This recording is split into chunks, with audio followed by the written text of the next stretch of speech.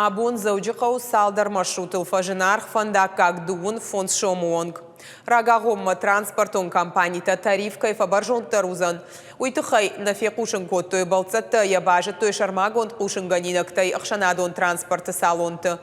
Фандакач арх фабаржонтар дуун фонд процента. Уажардыл унарлаун канзышта архтыл шхасын макавдышты дуамин дуун фацагамажи ноябрь дарма. Фала транспортун компании тима бантышт бан хашканын. Ныр транспортун компании такуджаган сафтамайша харста фафылдарышты.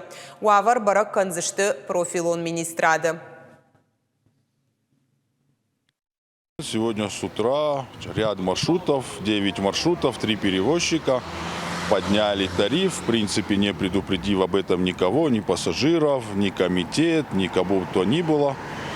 И поэтому для нас это было такой же новостью с утра, потому что не было вообще никакой информации. Маршруты работают по нерегулируемому тарифу, и по нерегулируемому тарифу перевозчик, в принципе, сам вправе устанавливать проезд, который он считает экономически выгодный. Но в той же ситуации, при нынешней ситуации в стране, в республике, экономическая ситуация, все понимают. Поэтому мы уже подготовили обращение в прокуратуру, обращаемся в прокуратуру, чтобы проверили законность ценообразования на маршруте, потому что там может быть сговор какой-то, может быть экономическое обоснование, естественно, какое-то нужно.